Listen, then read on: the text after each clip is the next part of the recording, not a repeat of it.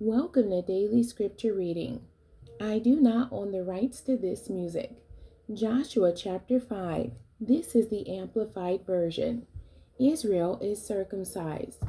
Now it happened, when all the kings of the Amorites, who are beyond the Jordan to the west, and all the kings of the Canaanites, who are by the sea, heard that the Lord had dried up the waters of the Jordan before the Israelites, until they had crossed over, their hearts melted in despair, and there was no fighting spirit in them any longer, because of the Israelites and what God had done for them.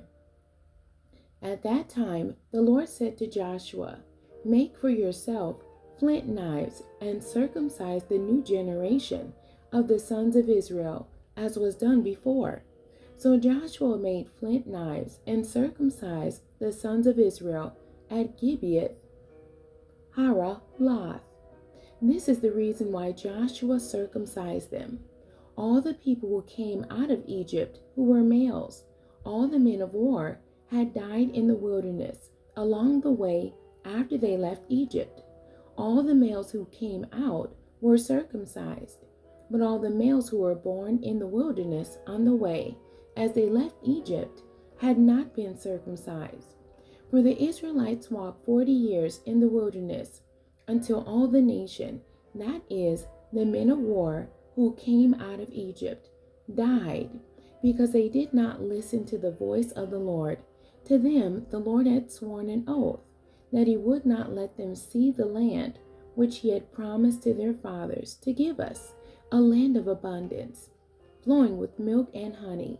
So it was their uncircumcised sons whom he raised up in their place, whom Joshua circumcised, because circumcision had not been performed on the way. Then, when they had finished circumcising all the males of the nation, they stayed in their places in the camp until they were healed. Then the Lord said to Joshua, "This day I have rolled away the reproach, derision, ridicule of Egypt from you." So the name of that place is called Gilgal, rolling to this day. While the Israelites camped at Gilgal, they observed the Passover on the evening of the 14th day of the month on the desert plains of Jericho. On the day after Passover, on that very day, they ate some of the produce of the land, unleavened bread and roasted grain. And the manna ceased on the day after they had eaten some of the produce of the land, so that the Israelites no longer had manna, but they ate some of the produce of the land of Canaan during that year. Now when Joshua was by Jericho, he looked up, and behold, a man was standing opposite him with his drawn sword in his hand. And Joshua went to him and said to him, "Are you for us or for our adversaries?" He said, "No. Rather, I have come now as captain of the army of the Lord."